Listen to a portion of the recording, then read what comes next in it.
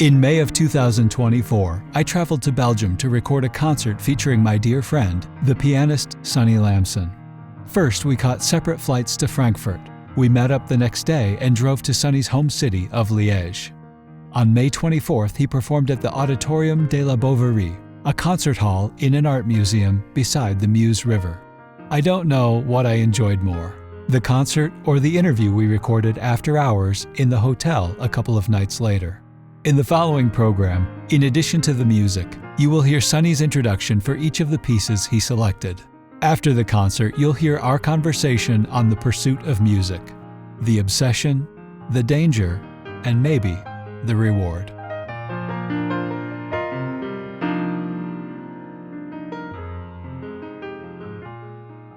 So I started a concert with a piece called Astypalea. And Astypalea is a paradox in a way that Astypalea is a beautiful little island in Greece. And when you think about Greece, you think about happiness and light, blue, red, white. But the reason I call that piece Astypalea is it brings some sad memories, even that happened with my mom that affected our relation for the rest of our lives. So the chord structure shows that sadness. I'm using a mode which is very sad. It's the minor major 7. We can hear that in the whole first theme, and it's a valse. It's so strange thing. It's also a paradox because it's a valse, which usually is happy. You think about all the valses of Vienne, and Astypalea is everything but that. It's very dark. And then I mixed two pieces together. Normally I play them separately, but I mixed them. I just created transition between the two. Actually, I started the piece, which is also interesting, by the way. It started as a C flat minor.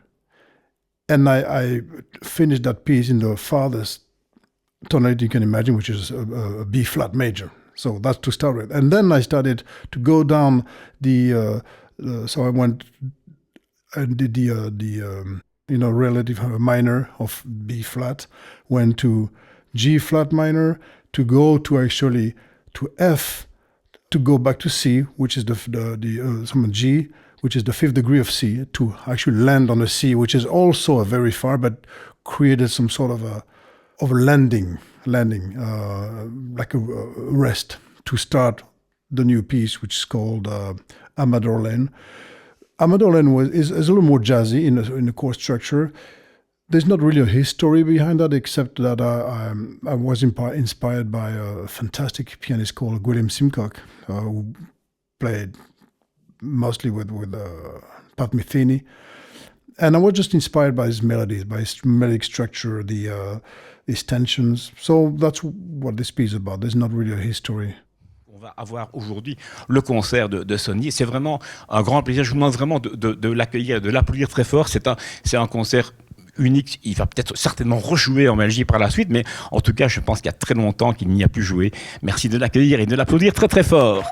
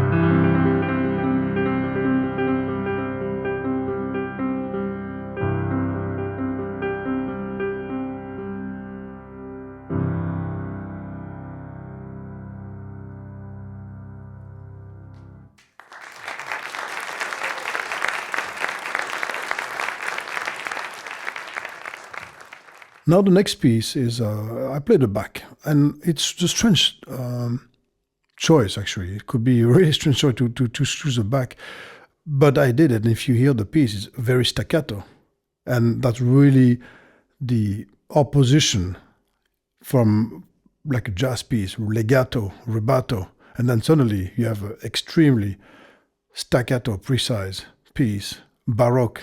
So we're going really from one side to the other. And the reason also after Astypalea, this piece back actually it's minor mode, but it's not sad or happy. It's happy and sad at the same time. If you listen to this piece, it's happy in a way that is fast and lively, but all the tonalities are minor with diminished. It's a very interesting piece. Then I after that piece, I should combine it with the little book of Anna Magdalena by Bach. The reason I choose that piece right after this BW 999 is because it's the dominant. It starts in G, which is the dominant of C. So it's like a logic progression. I do that, and then I keep going in the dominant, and allows me to start improvising by taking this major mode into minor mode. And then I started to use all the jazz tension in minor mode to finally go back again to the major mode to finish. It's called, actually, this in French called plagal cadence. I did it on purpose, actually. So when we start in minor, the majority of the piece in minor and we finish in major is called plagal cadence.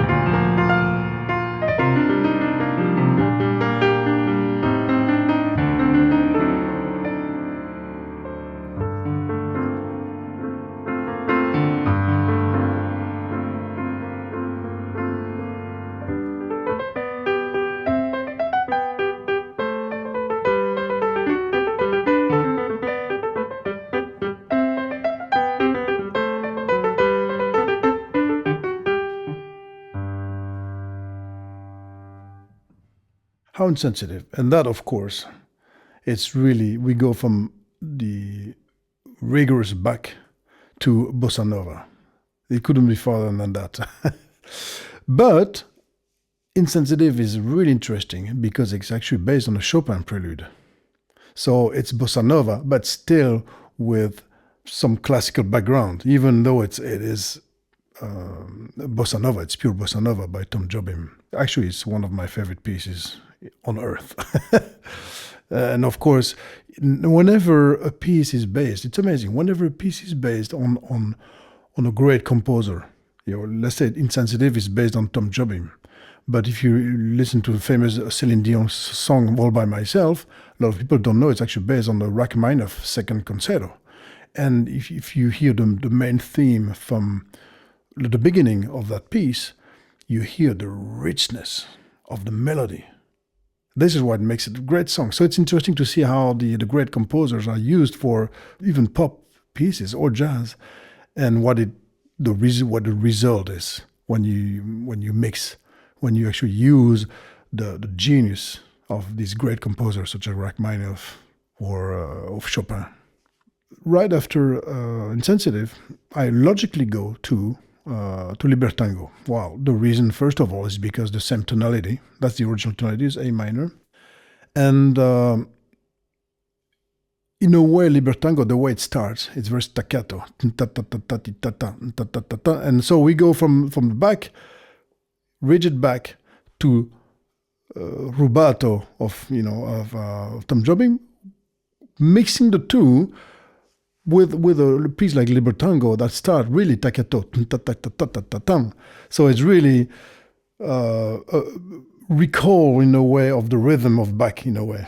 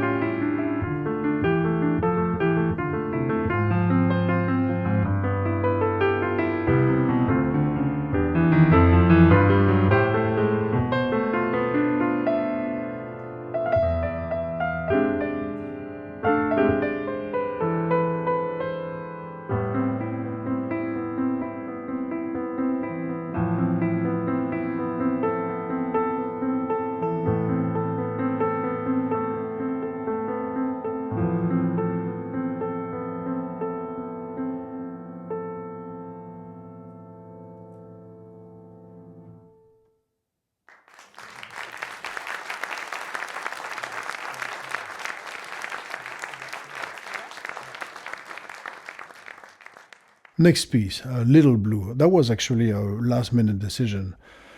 Little Blue is one of Jacob Collier's new song. I must tell you that I admire Jacob Collier to a level, to a unlimited level. I'm not the only one, the Chick Corea who admired him, Herbie Hancock, they all admire him. And this Little Blue is actually simple. That's the beauty. Jacob Collier can go really far, but he used his technique to do something simple, initially simple, and then there's some variation in that song that are extraterrestrial, simple, but the two variations are out of this world. And I decided to take it and make it a little concert version. I'm really happy about it because the song itself is perfect.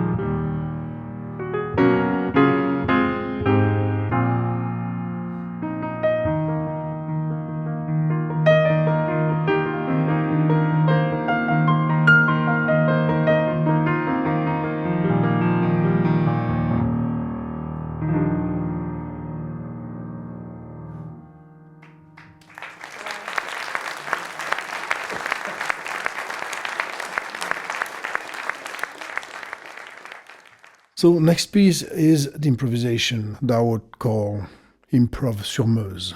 You know, just let you know the auditorium is right next by the Meuse, by the way. So it's right to say it's Improv Sur Meuse. The idea of improvisation actually came from Sao Paulo. The first time I did this, I was on a piano in a hotel. I was staying in a hotel, Grand Mercure in Sao Paulo, in Parque Ibirapuera. And I was playing the piano, and someone started to play a little melody, and I took that melody and I started to play. That created a riot. And I said, oh, it's actually a nice thing to do. Yeah? So I decided to do that in concert. What's interesting doing this is to apply one of my favorite Einstein sentence, which says, imagination is more important than knowledge. But doesn't imply that knowledge is not important. But if you have only knowledge, okay, well, I know what A minor is, okay. Someone plays C, E, A, okay, well, I have the notes from, okay, that's the knowledge. What I can do with this, I can use A minor, I can use F major, I can use a D minor. You know, these are all part of the skills. But if I have no imagination, there's nothing I can do with that. So imagination is really what creates the piece based on the skeleton, which is the knowledge. So some knowledge is required, is necessary, or is better, I would say. But imagination is paramount. So I have someone giving me notes, and the interesting fact is people don't know. I like to have people who actually don't play the piano. They don't try to do something specific. They have no idea what note they're going to play. So we have sometimes funny things. People are going to start putting a lot of notes left and right. It's okay, no, hold on. The idea is to have a little theme that the public is going to recognize, because if the public cannot recognize it, it's not going to work. So we have just a few notes, and then I play the theme a few times. It could be, if you think about the theme from a third encounter, da da da da dun, da da da da dun, and I played with da da da da dun. Okay, that theme is in people's head, and then I'm going to start improvising using the knowledge. I'm going to use knowledge, but also going to use formulas. People are really surprised or fascinated by improvisation, but it's like anything. It's like formulas. Okay, I'm going to put a little salt here, a little pepper here. Now my salt is, okay, you know what? We start A minor, I'm going to do some variation. I know I'm going to make variation in C minor, in G minor, and suddenly like a little more strength, like a G sharp minor, and then C sharp minor, so that's actually more spicy. And then I'm going to do imitation. Well, imitation, that's the beauty. Da da da da dum, da da da da dum, da da da. And then I'm going to use all the degrees. And one thing I really love comes all the time in my improvisation is you do the what we call the tritone substitutions, because that's a fantastic effect. I know whoever knows jazz will know what a tritone substitution is, but that gives a whole lot of possibilities. And then use the fifth degree and invert it. Use the first inversion of the fifth degree of the dominant. That's always a beautiful effect. So that's my little, there's more techniques, but this is some of the technique I use from improvisation. This is where knowledge comes, but trying to use imagination to make something interesting out of it. Merci. Alors, c'est la partie où j'aurais besoin d'un volontaire. J'ai fait un jour un concert, je ne sais plus exactement où quelqu'un a fait quelques notes de piano, simple, n'importe quoi. Ça peut vraiment, sans même savoir jouer le piano, quelques notes, n'importe quoi. Et j'ai improvisé sur ce thème. Et je dois dire, les gens ont adoré. Alors, j'aimerais avoir quelqu'un ici. Ah, ben voilà. Alors, l'idée, c'est un thème simple que les gens puissent reconnaître. Et puis après, je vais improviser là-dessus. D'accord ? Donc pas de thème rachmaninoffien, si c'est possible. Quelque chose de simple.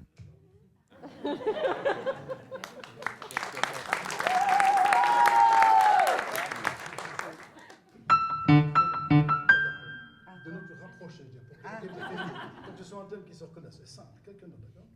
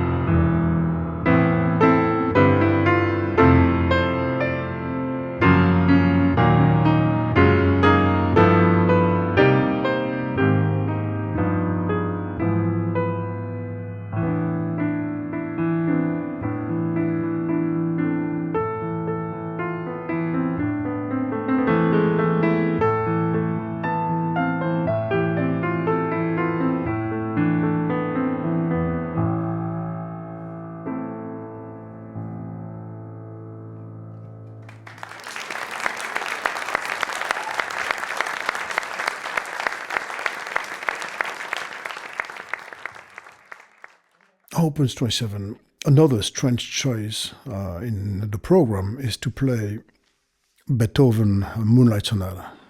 I like to say Moonlight Sonata because it's almost a joke. We all know that Beethoven had no idea that it was actually called Moonlight Sonata. But it's probably easier for people to remember than Opus 27 is C-sharp minor. So, Moonlight Sonata. Of course, this sonata is composed of 3 movements, of which the third is pretty famous for being extremely demanding. But as much as I love this third movement, it didn't interest me as much in the scheme of that concert. I played that sonata specifically after the improvisation, because improvisation by definition is unknown. As I said in the concert, it's either good, I don't know if it's good, and the improvisation is good, I don't know if it's bad. For some people it's going to be good, for some people it's going to be bad. Okay, that's, personal choice, but the Moonlight Sonata, I don't think anyone is going to say, oh, this is a bad composition. So we all agree on that. And we all agree that it's absolutely famous. So after a session of improvisation where the ear is a little put to challenge, it's a challenge for the ear, then suddenly we hear something really known and also meditative. It's a meditation. This piece is a meditation right after the craziness of an improvisation sur Meuse. So meditation and peace and return to base in a way.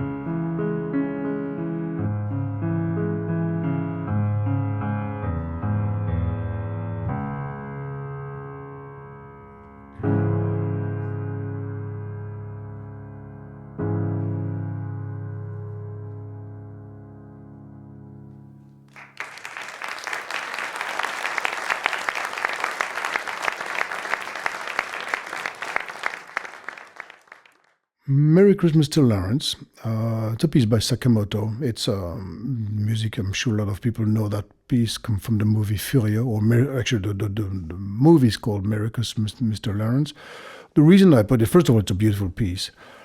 It's not really jazzy, but the main reason here is because Mr. Sakamoto died recently, and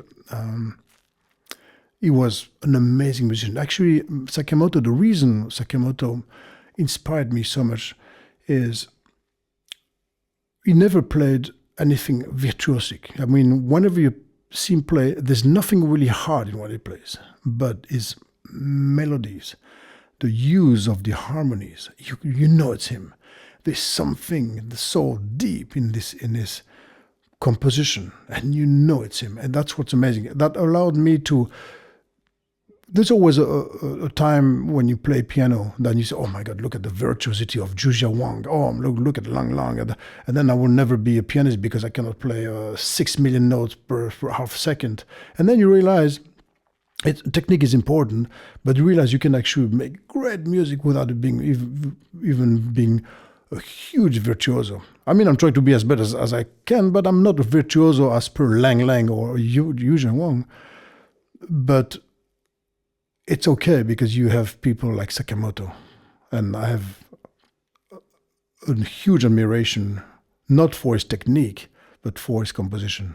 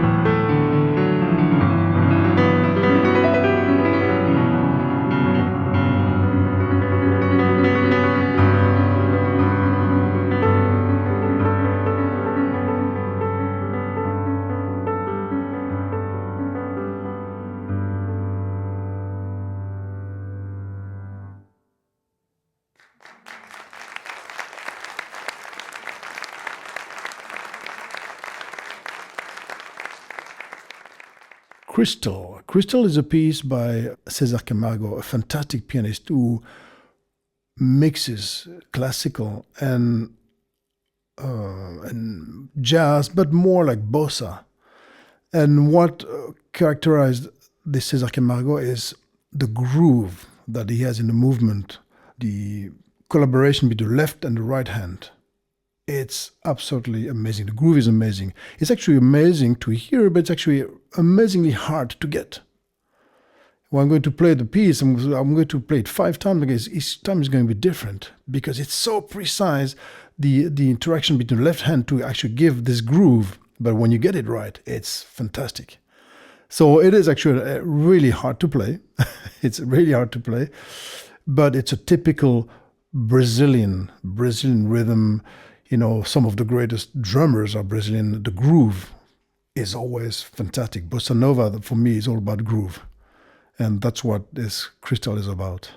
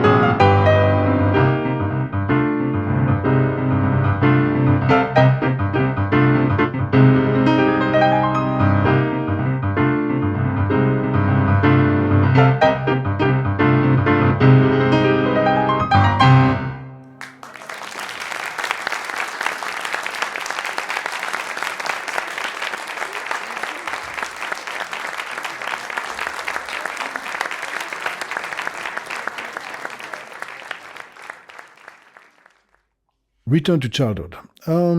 This is a very special piece. A special piece in a way that it's a simple theme, like a childish, actually. It's a childish because, and the reason for that matter is because I composed when I was a kid. It was really one of my first theme. My mom was absolutely in love with that theme, based on 3 simple chords, really. D minor, G minor, F minor. G minor, S exactly, that's all it is. And then of course, D minor, G minor, F, and then A as a 5th degree, go back on the 1st degree, which is D minor. Simple theme, but if people knew the way I played it when I was 5, 6, or 7, and I played now, the simple theme is still there. But of course, then with more knowledge and more experience, I added a lot of spices to it.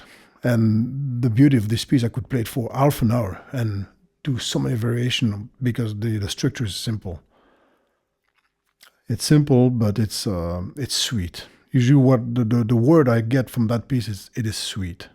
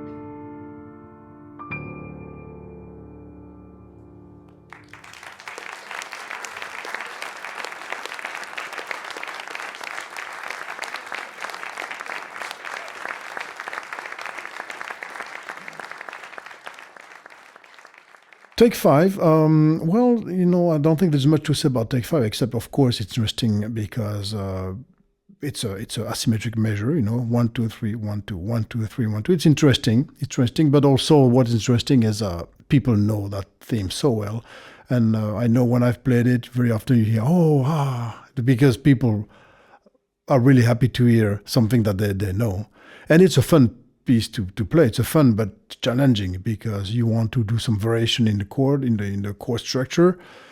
But in the meantime, you have to keep up. You have to really keep up in your mind, like tak tak tak, 1 2 1 2 3 1 2, and while you improvise and try to do some chord variation, it's a very, very challenging piece.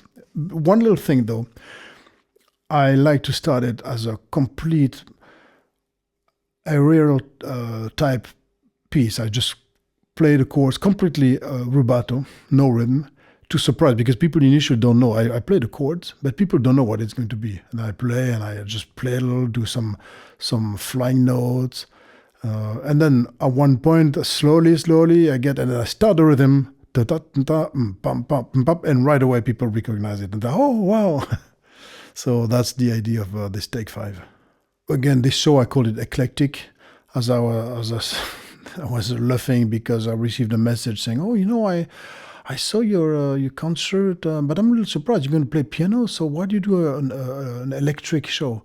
No, it's eclectic, So eclectic, and the main idea of this show is really the achievement of mixing classical and jazz together. And I love that. I love to be able to play both and mix two, and it's not a scandal anymore. It used to be a scandal. My great professor, Juliette Longrée, which I was really proud. I was really proud to be one of her students. It was really hard to get a spot with her, let's put it this way. But at that time, if she had known that I was playing jazz, any notes outside classical was a blasphemer. Blasphemer. So these boundaries have been taken down completely. And to the point where there are jazz sections, even at the Brussels Conservatory, so there's no more boundaries. There's a time where the classical musicians were like snobbing the jazz musician, and the jazz musicians were looking at the classical in a little like, like superior in a way. But it's not true anymore, except the fact that for pianist, it was always a little different. Pianists had always had to have a little more classical training even to play jazz. So the boundaries between jazz and classical for the pianist, that started with the ragtime. When the ragtime came, ragtime is actually an extremely challenging.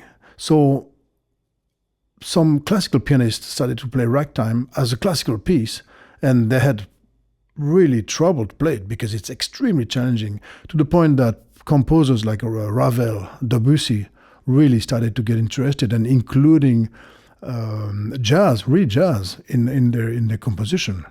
So that was the final process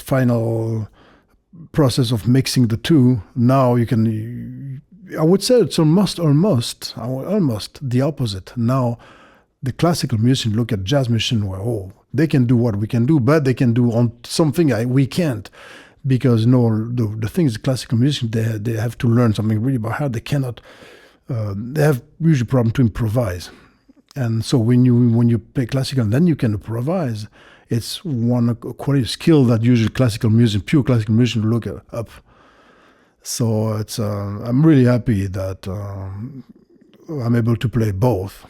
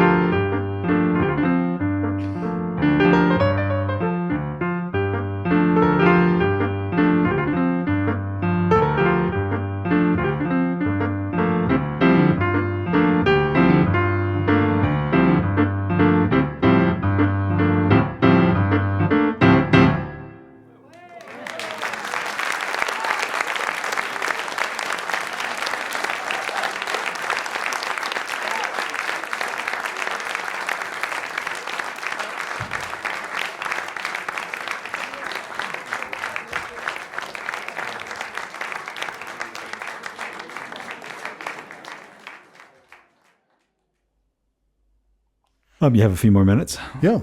Where do we begin? What was your experience overall with this trip, with booking the concert and the logistics? And I mean, I must say everything has been great. The place was great. People we worked with were great. Great organization. You know, they did a good job in the promotion. Yeah, And, had a good crowd. good crowd, yeah. And I was very proud to be invited by the House of Jazz and being introduced by Jean-Paul Schroeder, the director. I remember something that Lyle Mays said. Lyle Mays is a summit in piano, and he said, "Oh, I don't think I'm a jazz player." And actually, I understand exactly what he means. He's a fantastic musician. He played, whoever knows Lyle Mays knows, or he's behind most of the Pat Metheny's composition. Unfortunately, he died not so long ago. But he said, I'm not really a jazz pianist. And I feel the same. I don't feel like I'm a jazz pianist. I don't feel like I'm a classical pianist. So I don't know exactly what I am, but it's interesting. So being introduced by the director of the House of Jazz, who actually welcomed in Liège a lot of legends, is very rewarding. I mean, very humbling in a way. So, and I was thinking, okay, I'm going to play my program, but let's see what they think after. They say, okay, listen, this is not jazz or this, but they loved it. So I'm really happy. You always have to watch out for the jazz police and the classical police. But that's exactly it, Yeah. The poor Kenny G. But listen, he's kind of counterattacking, and he's right. I love Pat Metheny, but I completely disagree with what he said. He said, "Oh, I'm sure that everybody knows this interview where he says, "Oh, Kenny G is the worst music on earth," and blah blah blah. And actually, one of the comments made me laugh so much. Say, "Okay, so we cannot expect a double compilation Kenny G Pat Metheny anytime soon." Well, I can understand why a lot of people say they don't like jazz, because right now, sometimes you say the word jazz and people think of some of the worst music on earth, like, for instance, Kenny G. I mean, there's nothing more stupid than that. Let's face it. That's the dumbest music there ever could possibly be in the history of human beings. There could never be music any worse than that. And now people think that that's what jazz is. Well, that's not what jazz is at all. But I think it's a little narrow-minded from Pat Metheny to say. Then you have to remember what is the goal of music. The goal of music for some people, goal is different from each. But the goal is to, someone is going to listen to music and it makes me feel good. A lot of people come to the concert and they say, it made me cry. Fantastic, this is the best thing. So the goal is to make people feel good. Of course, I'm not crazy about Kenny G's music per se, but there's millions of people who feel happy listening to this music. So this Kenny G, I think it's a choice, the music that he's making. It's a choice. I'm sure if he wanted to play some John Coltrane, he could. Yeah, he said himself that he was working, he was like studying some John Coltrane solos and stuff. So he probably could. It's a choice. So I think it was and excuse me, Mr. Metheny, if you're listening to me, but I absolutely love your music and I admire you a lot. But we can agree, disagree on that. I think Kenny G is a great, in a way, a great musician. And actually, I saw an interview from Kenny G saying, what, jazz police can say whatever they want, but Miles Davis told me that my music was great. So there's that. Yeah. If I were Kenny G, I'd make a T-shirt that said that. Yes. I'd sell it at my shows. So yeah, the goal is reaching thousands of people. When I was a kid, I had some friends. We were playing in our first bands and making a bunch of racket, and we would hear different stuff, and of course we would put it down. Like, well, that's not what we're into. That's not good, And then one day, out of the blue, a friend of mine, a guitarist, I don't even remember what band we were talking about, and I was like, "Oh, those guys, they're terrible." And he took an opposite turn, and he said, "I don't know, it's not my favorite thing, but I try to find something positive in everything I listen to." And I was like, "Oh, so it's like that now, is it?" Yeah. Because we used to put all these bands down, and now you're going to be a grown up about it. Yeah. And it, I don't know, kind of shamed me a little bit, but I thought, yeah, there's something to be said about that. you know, because it's easy enough to dismiss something you're not familiar with. Yeah, yes. We try to find something in it that is, it doesn't have to be your favorite thing, but try to find something in it. But also, if it's really important to sometimes keep in mind what is the goal of music. What's the goal? Yeah, for some people, like, okay, the technical aspect, more notes, faster, yeah, okay, if that's what makes you happy, fantastic. Yeah. But again, to come back to Jacob Collier, I think he understood that when you look at these early videos, it's a lot of notes, fantastically technical, So there's a saying that who can do more can do less. And what he's doing these days is like he can go very far, but he's using just the right amount to do what he's doing. And that's genius. I think that the technical chase in music, I think that's something that musicians in particular are afflicted with more so than other artists. I think so. I'm sure that if we were deep into the world of sculpture, right, we would recognize all kinds of techniques and we would say, oh, look, he used this, right? This artist did that. I think we would do that. Yeah.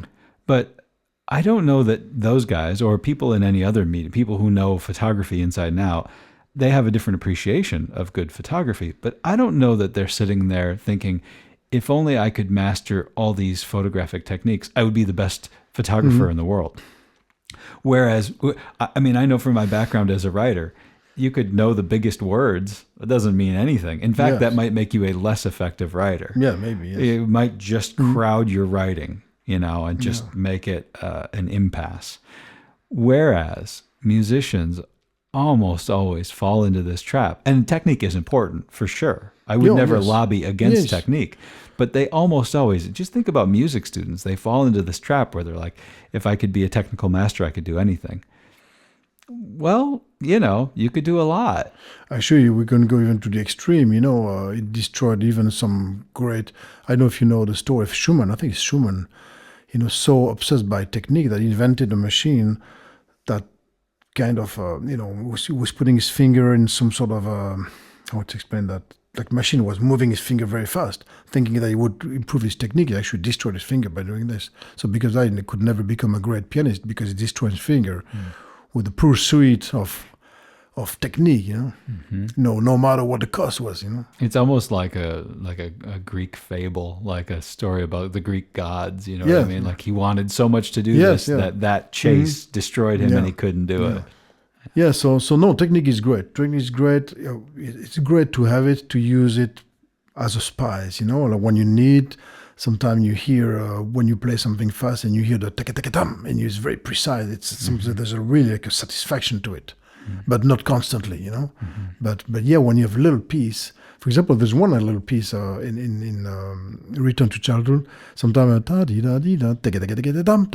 just this little thing. And when I get it right, it's like, this feeling, that's where the technique comes interesting.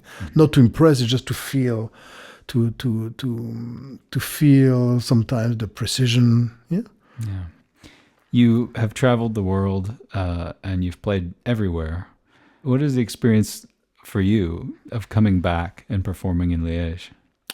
Well, of course, I was a little anxious because I didn't know who was going to show up. Maybe my old professors and they're going to have clipboards. Yeah, clipboards and maybe do like my famous Juliette Longrée. I was telling the story that usually whenever you start a piece, it's okay. I was playing a Brahms Rhapsody. Fa, do, stop. Okay, this. Blah, blah, blah. Okay, start again. Fa, do, no. Okay, stop. And then okay, play again. Stop. Oh, I haven't even started. No.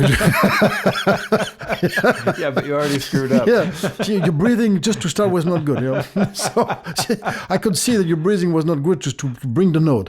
Okay, because remember that this first note is conditioned the whole rest. The piece. Blah blah blah. Okay. Fa, do, re, mi. Oh, stop. Okay. Oh wow, I went all the way to the D this time. So, and that time where actually I played the whole Rhapsody, and fa, do, re, si, la, do, fa, and I played the whole thing, and then she doesn't stop me, and I'm putting everything I have into it. Oh yes, I get to the end of this Rhapsody, and the last note, bum, bum. And then she looks at me and says, That was so bad. You look like a fool who had absolutely to finish his rhapsody. So, yes. So yes, I was a little anxious about knowing that who would be coming to my concert. How old were you when you had that experience? That's a good question. No, let me see. 1989. I had to be 19, 18 maybe. Yeah, I thought something like that. 19, 18. After that evaluation from your professor, and you slink back out into the street. So at that time, remember, there's no internet, because the first thing you do, you will be plumbing studies. You know, that's one of the first thing you Plumber, how to become. So fortunately, there's no internet, so I never became a plumber.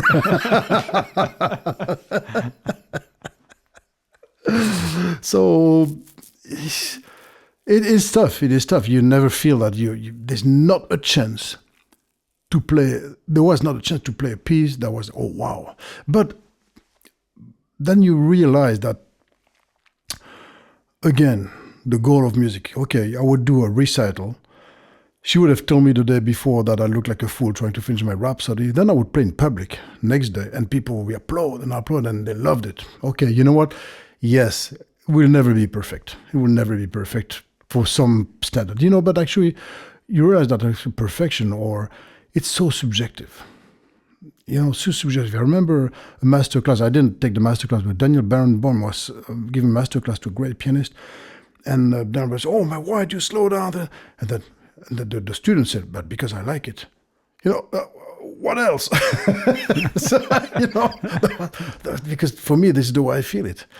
You know, was he wrong or right? You know, well, for Daniel Barenboim, he was wrong. Right. But if he doesn't play the way he feels it, you know, if everybody plays exactly like Daniel Barenboim wants to play, then we just need one pianist in the world. That's it. He does all of the work, you know. Mm-hmm. Yeah. Each piece, you know, it's amazing. When I was younger, I was thinking, wow, what's the point of playing this concerto 75 times? There are 75 different pianists, because, you know, it has been played so much. That was the point. You know, never got. And then sometimes I listen to one pianist from the other, and then it's just the way one pianist gets a theme out of all these notes. You know, like Rotherham. Of course, the best example is a young Korean pianist called Yushan Lim, who just won the Van Claveren competition, which is one of the top. And, you know, this piano concerto number 3, Rachmaninoff, has been played thousands of times. And then he plays it, and everybody's, you know, there's some notes come out different. You know, it's insane. It's insane. Even after being played 1,000 times, there's still one pianist come from Korea, 18 years old.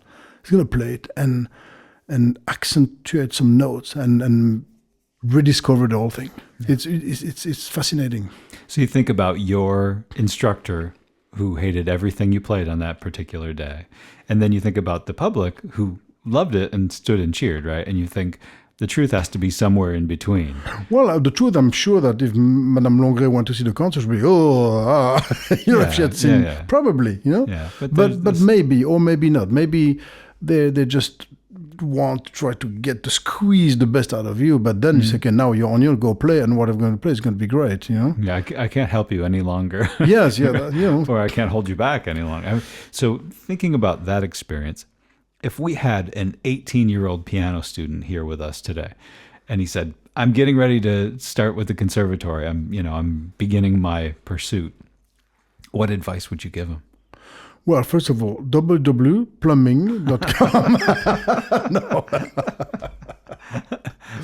It is, you know, it is such a tough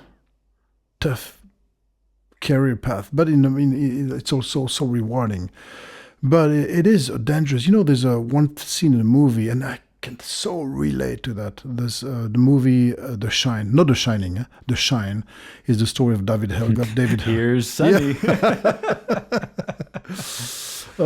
David Helgoff, the pianist. It's a true story, where he mastered the 3rd piano concerto, and this combined with the problem he had with his dad, he actually lost complete I mean, he passed out after playing the third Rachmaninoff piano concerto, and he had to be interned. I mean, he had to go to the hospital. He was probably to play.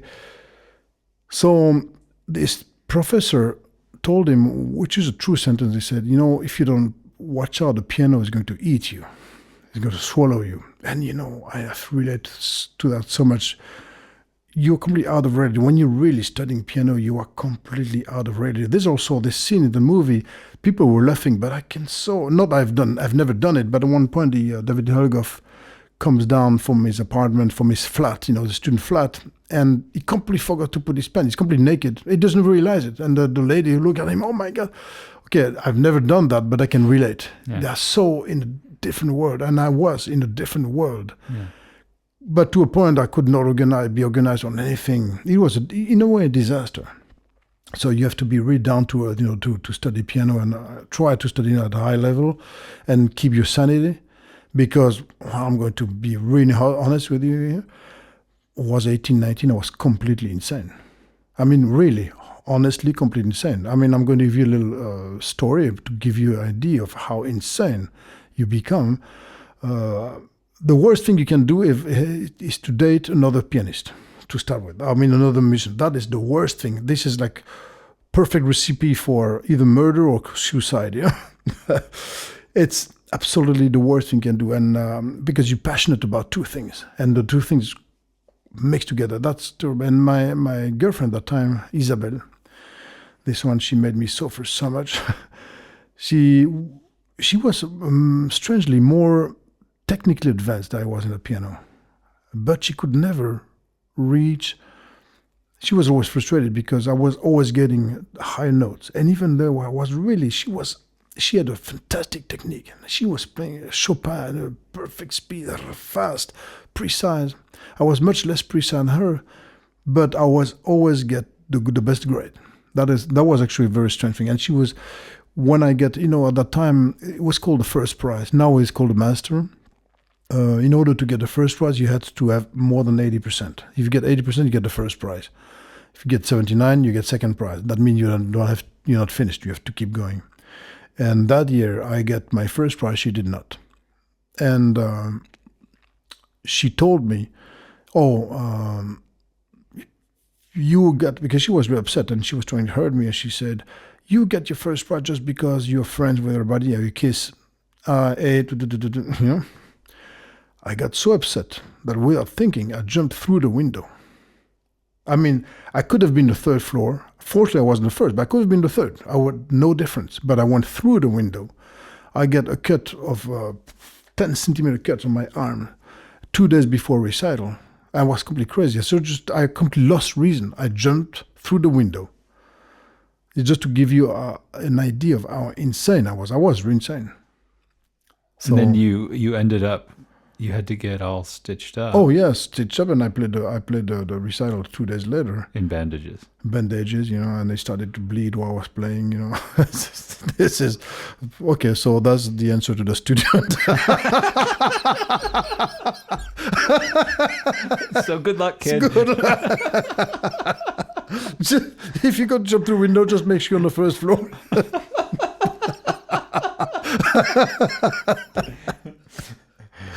Sonny Lamson's helpful tips for good living. Motivational speech.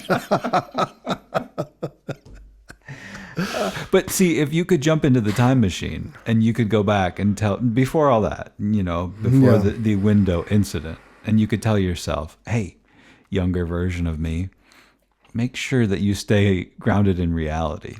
I mean, it wouldn't matter. That wouldn't have changed, right? No, because that you were in that chase. Yeah. That kid, the 18-year-old version of you, it wouldn't hear that and then say, I think maybe for 4 hours a day I need to take a break and go for a walk and kind of reflect by the river.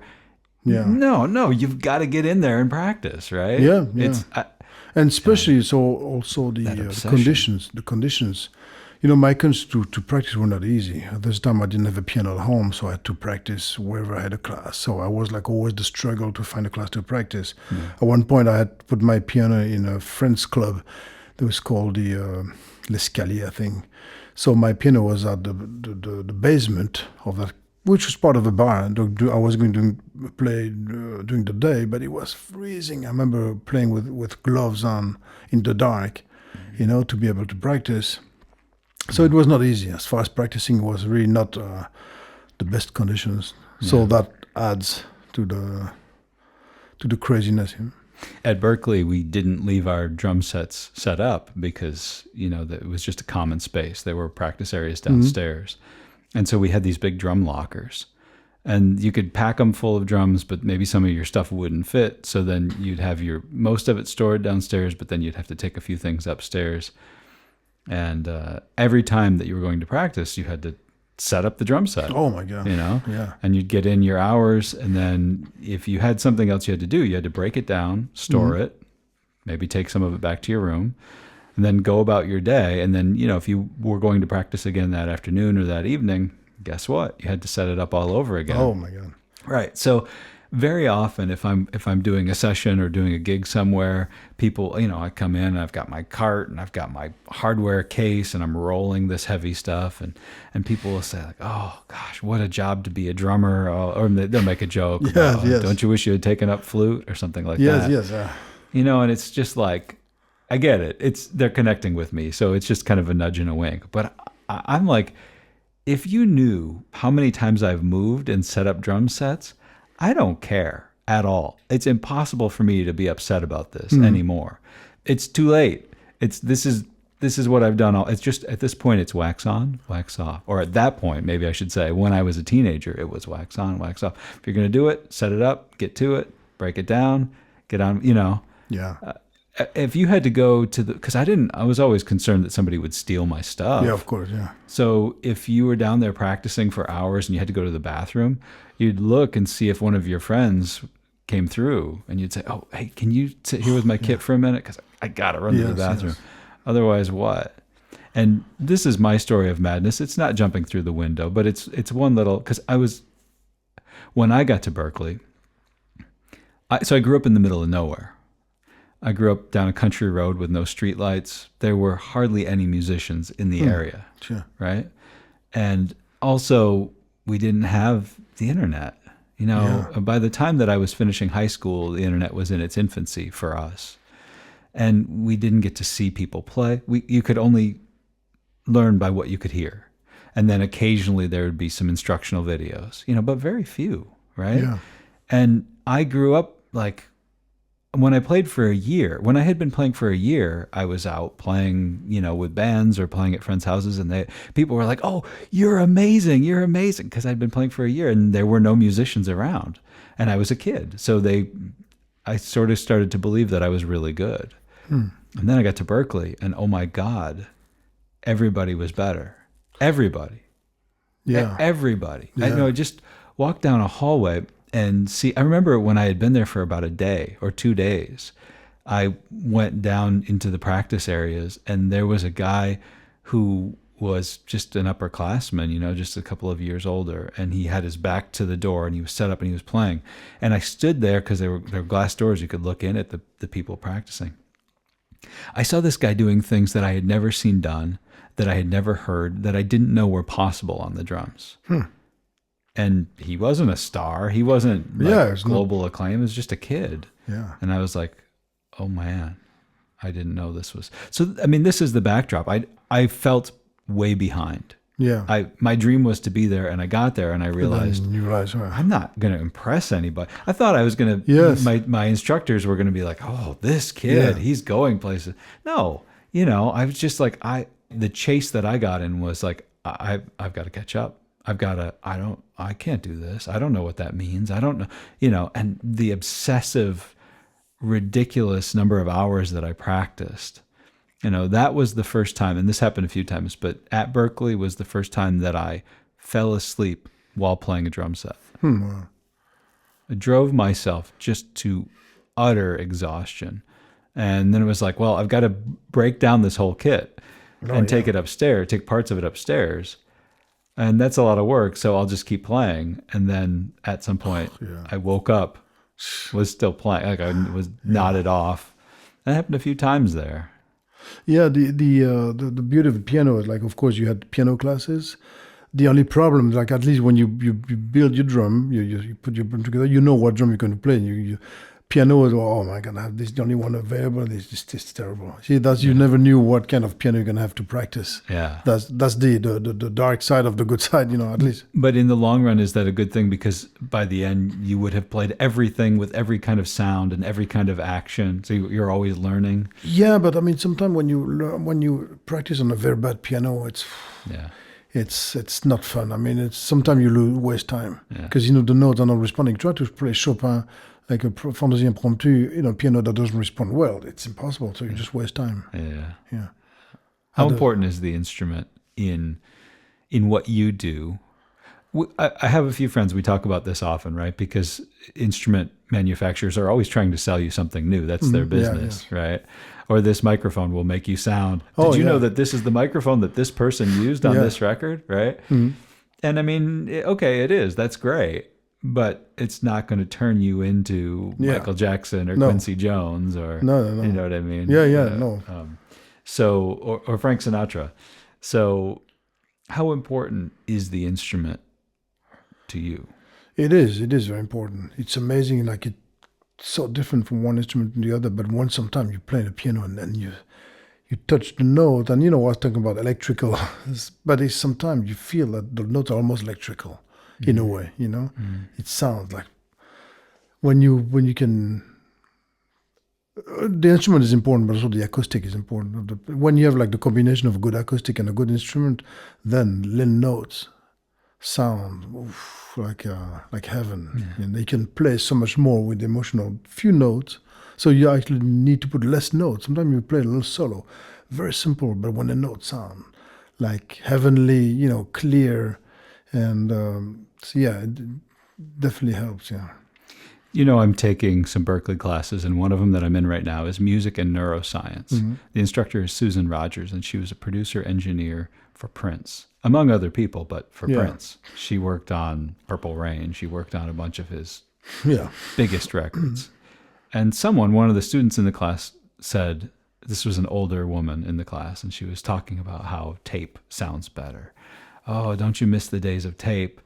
And Susan, she kind of said, well, tape is a great medium because, and so let me say, there are some amazing recordings that came from the days of tape. They sounded great then. They sound great now. Mm-hmm. Yeah. But I'm also not nostalgic for an inferior medium. To me, what we can do in our digital world is superior in every single respect. Yeah, I mean, it's when you see what you can have with your laptop, the thing we can do, go from point A to point B. You remember this project we did, the St. Lawrence University? I composed the whole thing while flying from Las Vegas, or Chicago to Las Vegas. Yeah. I mean, really, literally. Yeah. I had almost nothing when I took off from Chicago, and everything was written. Yeah. And I could hear at least put the stuff together and at least hear a version of it. So what we did for this concert was it just traveled in a little carry-on suitcase. Yeah. And the secret's out now because this is what you can do. I mean, there was a time where you have to go to this mega studio and it's going to cost you this much per hour. And today there are people working in those situations, but then there are also a lot of huge successful records that are made in hotel rooms. Well, think about Jacob Collier. Jacob Collier, his album he did in his little room in London. Right. And he had 2 or 3 Grammys for that. Right. Everything in his little room. The secret's out. Yeah, right? The secret's out. And started with Moby. Yeah. Moby had did one of this famous album in his apartment in New York. Mm-hmm. Yeah. Mm-hmm. He showed how he was storing like the keyboards like in drawers, to Yeah, I mean, I'll take it. I love those old studios. I love the old pictures, and I love the big studios. Yeah, I mean, had some nice experiences working in places like that. But to me, oh man, the freedom of being able to work the way we do today. Yeah. Not to mention the flexibility for when people want to edit, when they want to punch in, when they, or when there are certain mix techniques. Man, I don't have to patch to a whole bunch of outboard gear. I've got it all right here and some killer plugins. Yeah. I don't know. I'm not nostalgic for that. I think, it keeps getting better. The gear keeps getting better. The sounds keep getting better. and think about instruments, and it's like I love some vintage instruments, and I'll play them, I'll enjoy them, but it's just, of course, there's the aspect of when it was analogic, there's no overdubbing. The musicians were a little more performant, of course, because when I'm sure they were recording Earth and Fire with a 75-piece orchestra drummer, I think you didn't want to mess that up because everybody had to restart. But pressure's on. Oh my God, you hear the sound and the precision. Yeah. And this is absolutely true. There's a lot of pressure, and you've got to be great. And then the other factor of that is that people don't think about so much is there's a lot of editing that still went when they would splice entire takes. I'm not saying that particular session, but there's a great book on the making of Kind of Blue, the Miles Davis record. Yeah. And it's documented because the author had access to the original reels of tape and the engineer's notes. And they're even some of the classic ones that from that record. Yeah, they were spliced. This part is take 4. This middle section is take 6. So they were doing it, but they had to like. I mean, it was surgical. Surgical, you have to get a grease pencil and a razor blade, and you've got to. Yes. Right, and I mean, it's what they did was beautiful, and I don't think that's cheating. They played all of that. Yeah. They said, well, this part's better. Yeah. That's okay. Yeah, you played all of it. It's okay. And also, there's something to be said for it's not like they were working on a click track, right? So they had that much consistency from one take to the next. Yeah. That's actually that fascinated me. Like I was watching a documentary on Queen, and actually they play without a click. Dun, dun, dun, dun. They're just like this, and then wow. Yeah. I mean, now we play without a click. We lost. Yeah. Yeah. Yeah, I mean, it's another skill, right? Yeah, it's a skill to be able to play with a click and kind of manipulate the feel around the click. Yeah. It takes a lot of mastery. But then what happens when you shut it off? Yeah. That's also hard. Oh, wow. Yeah. Yeah. And then if you're going to do overdubs after that, No overdubs without a click. It's really tough. Yeah. A couple of more questions I want to ask you. And one is about coming back to Liège. And I think... I couldn't help but think, because I just think that one trip I got to meet your mom, and I couldn't help but think, because she came to, where did I meet her? Was it in Las Vegas? Oh, no, you met my mom. I did. But it has to be in Las Vegas because she already passed away during the concert. So that was first time, So you met my mom, wow. Yeah. Because I think it was early on when we were trying to put together, Amador Lane, like those days. So 10 or 12 years ago, I got to meet her. She came to Amador. You met her in Amador. Wow. Yes, actually. Oh, it's amazing. Yeah. And I kept thinking, I just kept wondering what the experience would have been like for her to see, to be at that concert. Oh, she would have been so proud. Oh, she would have been so proud, yeah. That's going to be, of course, a record. Whatever I do from now on, she will never know, Last concert she saw, it was at the Polish embassy in Brussels. I played with 2 virtuoso violinists, How long ago would that have been? 2007, 2008. So we're talking actually one of the violinists, super talented, Polina Sokolowska. She passed away. She passed away since, Actually, that makes me think that I had one of the worst concert experience with Polina Sokolowska and the sister. It was terrible. It was a little after my wife died. Then I was playing in Poland. I was destroyed, tired, and we were playing some heavy stuff. And we played at a festival, like a classical festival in Warsaw, a big festival. And they were like the head of, in front of Tête d'Affiche, they were the main attraction. And it was one of the worst. And sometimes I think about it, I still cringing. Think about completely screwed up. And I learned a lot about this thing. I didn't react well. It was terrible. I mean, really, it was. But you see, that's the thing with music, especially classical. If you're tired, you can't. I mean, it's too fast. And we're playing a suite from Bernstein, and I'm completely lost. The reason is the 2 players, there were 2 violinists, and normally Juliette had something she was doing very often. She was forgetting to start. So Paulina was playing something, and then Juliette was supposed to start. She didn't start, and Paulina directly covered and started to play. But that threw me off completely. That's at one point. Hold on, then she was supposed to play, and then I got completely lost. And unfortunately, so I went back to the place where Paulina, I think something happened now. So I kind of went back to Paulina was playing, but there was actually Juliette's part. But this part was half note up. So I was playing something, let's say, I don't remember the tonality. It was like variation. I was playing in G flat minor or G sharp minor, and they were actually in G natural. Just to recover from that was impossible. I had no idea where we were, because then really I completely lost. So I had to stop. And they kept going, but I stopped, and I was trying to really, where were we? I mean, really, it was a disaster. Oh. This is my worst concert ever. Mm-hmm. But, we learned from it. But, when I think about this concert, it's still hard to think about. Yeah. And, it's amazing, because after that, we played various pieces, but that piece was a disaster. Then were three of us receiving flowers on stage.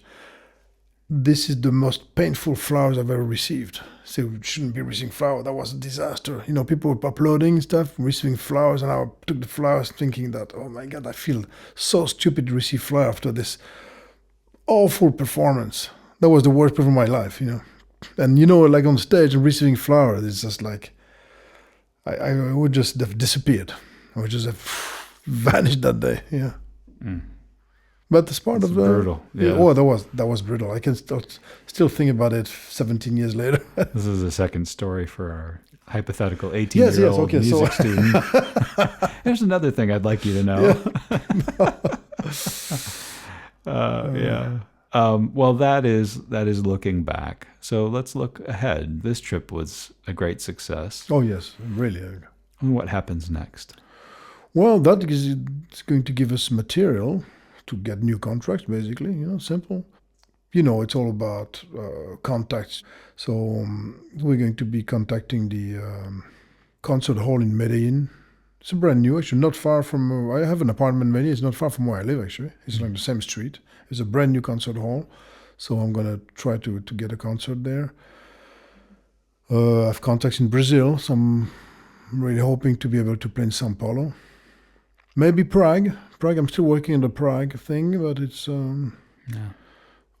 Prague might be a little more complicated, because it's language is really a problem. It's a little more complicated.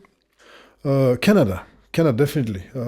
Canada, by the way, Montreal. I was just talking to my friend Manon. She's one of the great divas, great sopranos in this world, and she of course, we know a lot of people in Canada, so we are going to be organizing a concert in Montreal soon. That's probably be the next one, I would say. That's great. Probably even before Medellin. Yeah.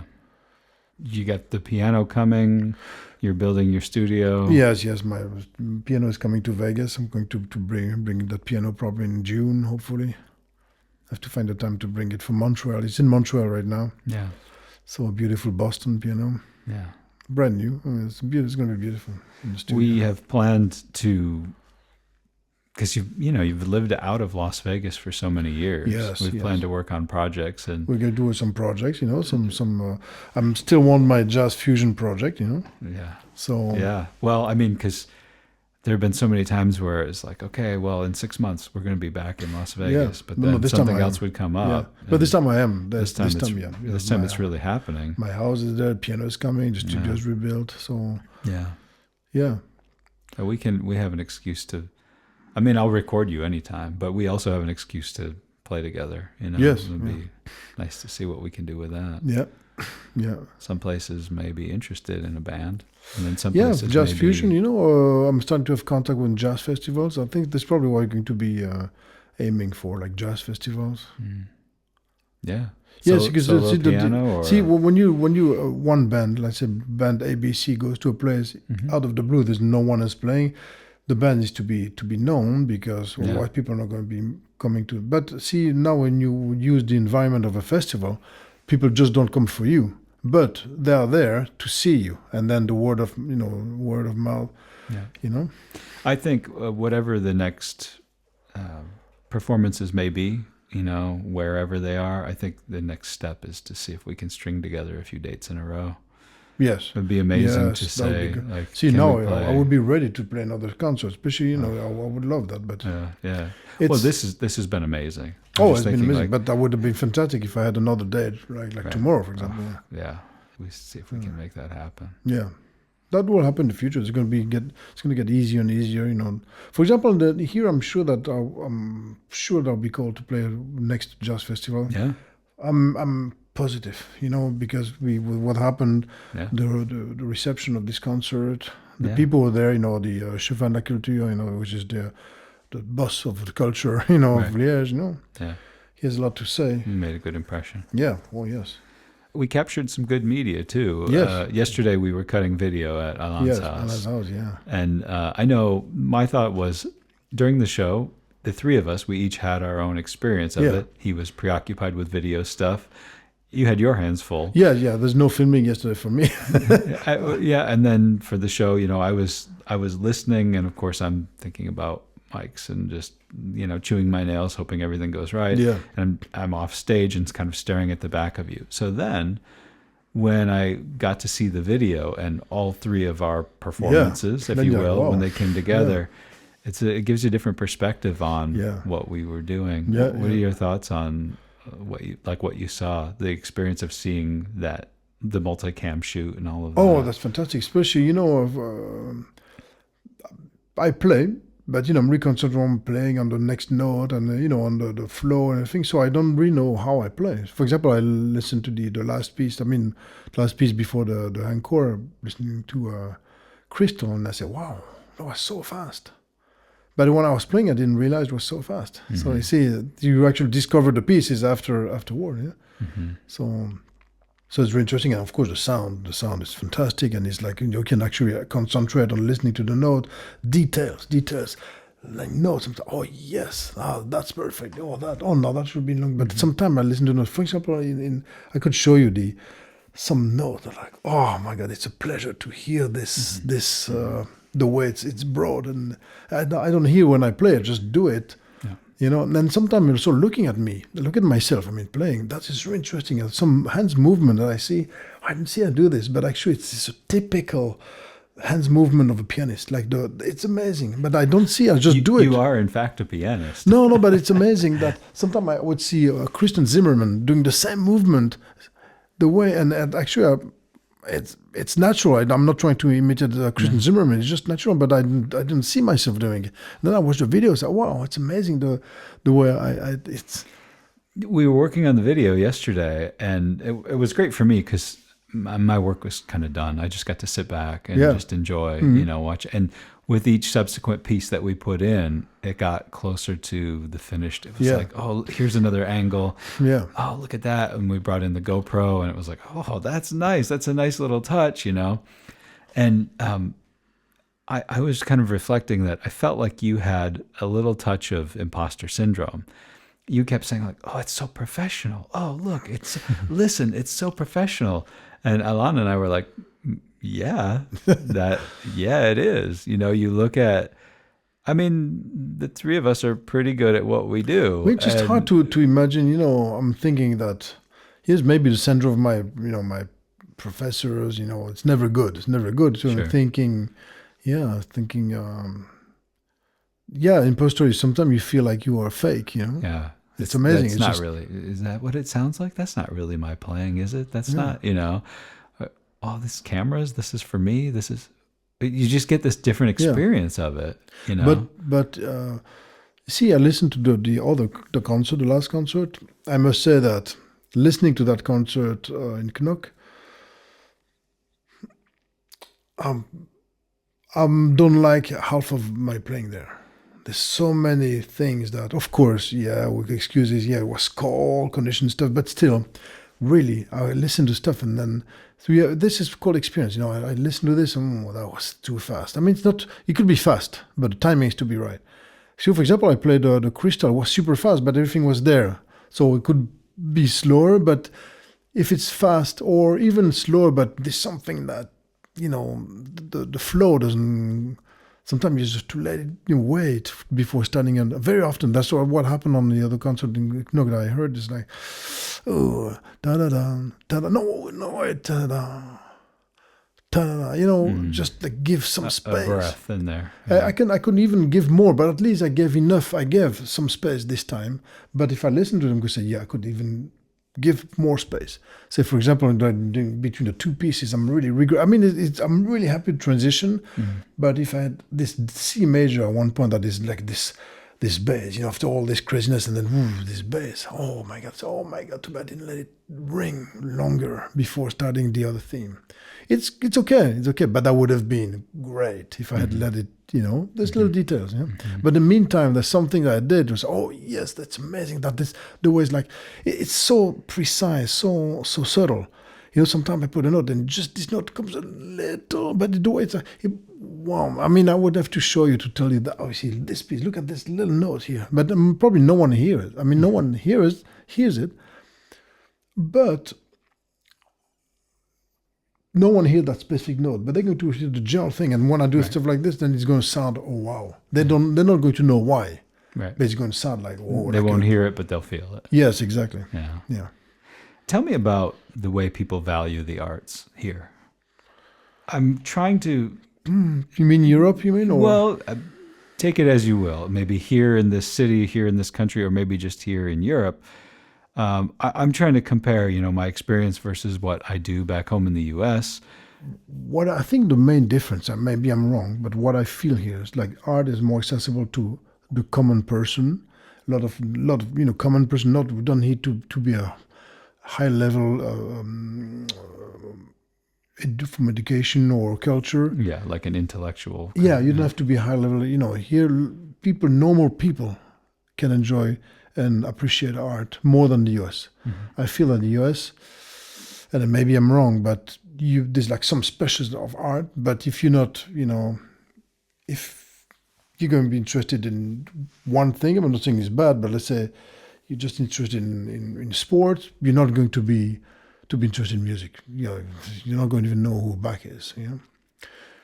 And I'm not saying it's bad to be interested in sport, no. But here people will be the Diable Rouge fan, like the Belgian team. But meantime, they will know about Bach, they will know about Mozart more. They will go see a concert and appreciate more, even without being of a higher level, intellectual level. You don't have to choose.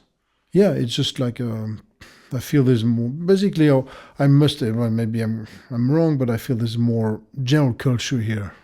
Yeah, that helps appreciate art a little more. I think that's right. I agree with that. Yeah, I think if you go to see like a concert in Las Vegas, for example, first of all, there's not many classical concerts, but if there's a classical concert, like a recital, you're just going to have really specific people. You're not going to have the person working at there's going to be very specialized people going to see these concerts. Yeah. Here you're going to have everybody. Yeah, it will be stratified by social class and economic standing. Yeah, here not. Here you see all kind of people going. Yeah, that's nice. Yeah. I mean, it widens the audience. Yeah. Well, I've made you sit there and talk for a long time, and you did a great job. Do you have any closing thoughts on whatever the concert, the experience? Well, I mean, the obvious. I'm really happy. Yeah, we get great results. So yeah, just overall very happy and learned a lot again. And next one is going to be even better. Today Liège. Tomorrow, the world. Yeah, tomorrow Montreal. Yeah. Well, I'm ready. I hope that you won't lose my phone number, because I sure would love to go and record you again wherever you're going. Oh, I'm sure that's going to happen. I have mics. We'll travel. Yeah, we're gonna face a problem at one point. When we play together, you're gonna be playing and recording at the same time. That's the only thing. That would be a nice problem to have. Yes, yeah. Thanks, buddy. Thank you.